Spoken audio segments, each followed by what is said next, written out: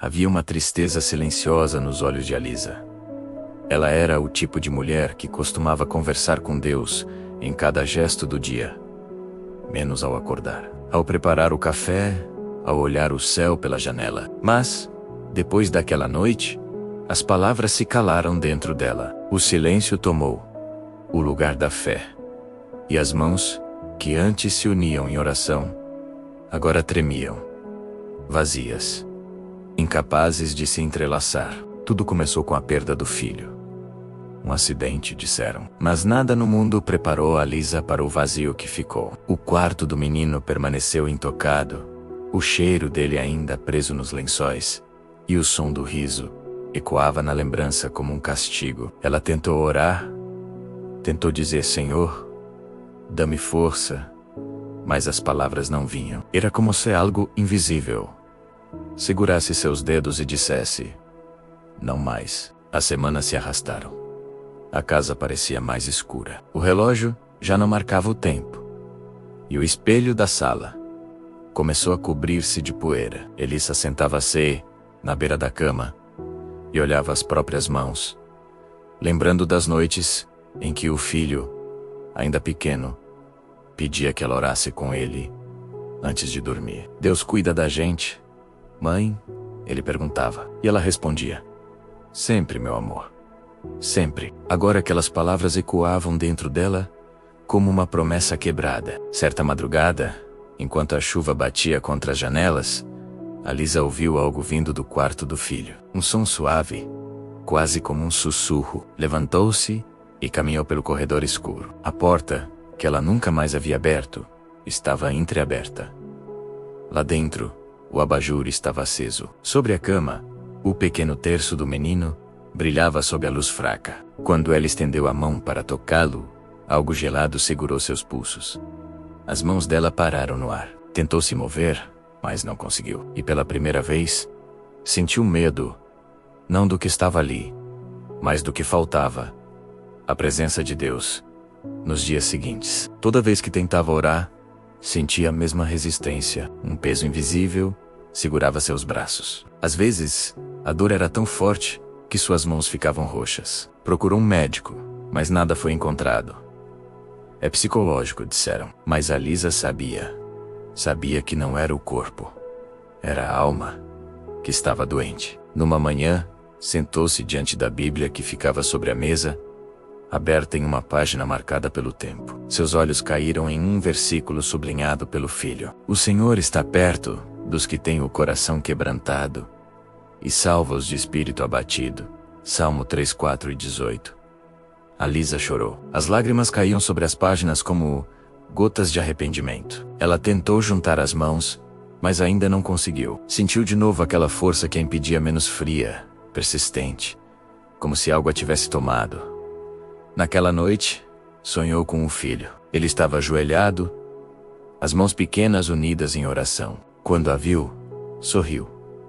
Por que você parou, mamãe? Perguntou. Ela tentou responder, mas sua voz não saiu. O menino então se levantou, pegou nas mãos dela e disse: ele ainda te escuta. Alisa acordou com o rosto molhado de lágrimas e um calor suave percorrendo o peito. Pela primeira vez em meses, sentiu vontade de falar com Deus Lavantus. Acendeu uma vela e ajoelhou-se diante da janela. A lua entrava pálida pelo vidro, iluminando o chão. Senhor, sussurrou. Mas assim que tentou unir as mãos, sentiu-as travar novamente. As lágrimas voltaram, misturadas à raiva e à culpa. Por que o Senhor levou meu filho? Gritou.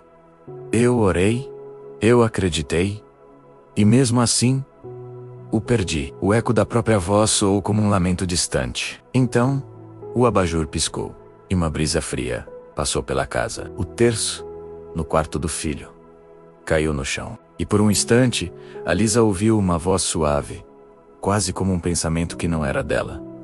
Eu nunca te deixei. Ela ficou imóvel, os olhos marejados. Um sentimento de paz, misturado a medo, a invadiu. Tentou mover as mãos, mas ainda estavam presas. Nos dias seguintes, a casa parecia mudar. As sombras pareciam se afastar. A luz do amanhecer entrava mais cedo. A Lisa passou a ler a Bíblia em voz alta, mesmo sem conseguir orar com as mãos. Em uma dessas leituras, encontrou outro versículo que lhe trouxe consolo. Ainda que eu ande pelo vale da sombra da morte, não temerei mal algum, porque tu estás comigo.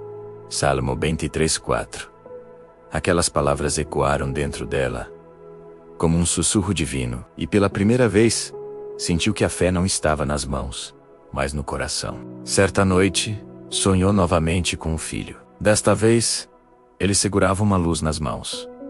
Mamãe, ele quer te ouvir, disse. E então, aproximou a luz do peito dela. A Lisa acordou com um coração acelerado e uma sensação estranha de calor percorrendo o corpo. Sentou-se na cama, olhou para as próprias mãos e percebeu que elas tremiam, mas não estavam mais paralisadas. Lentamente, uniu os dedos entrelaçados com dificuldade e murmurou as palavras que julgava esquecidas.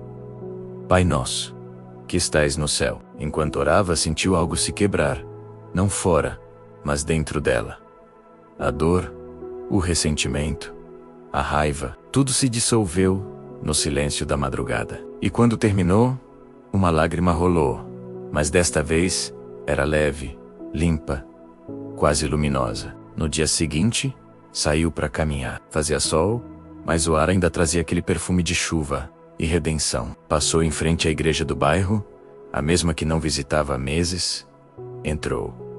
O altar estava vazio, exceto por uma vela acesa diante da imagem de Cristo. Aproximou-se e ajoelhou-se. Obrigada, sussurrou. E naquele instante, as mãos dela se moveram sozinhas, firmes, serenas, como se fossem guiadas por algo maior. A chama da vela tremulou, e o silêncio do templo pareceu respirar com ela. Um raio de luz atravessou o vitral e pousou sobre seu rosto. A Lisa fechou os olhos e em pensamento ouviu que parecia ser a voz do próprio Deus. Porque eu sei os planos que tenho para vocês. Planos de paz e não de mal, para lhes dar um futuro e uma esperança. Jeremias 29:11. Quando abriu os olhos, sentiu paz. As mãos estavam quentes, vivas. A fé, que antes parecia perdida, agora pulsava em cada batida do coração. Ao sair da igreja, o vento soprou entre as árvores, e ela teve a sensação de ouvir o riso do filho, leve como um sussurro divino. Sorriu. E pela primeira vez, desde a tragédia, soube que Deus não havia partido. Apenas esperava que ela voltasse a falar com ele.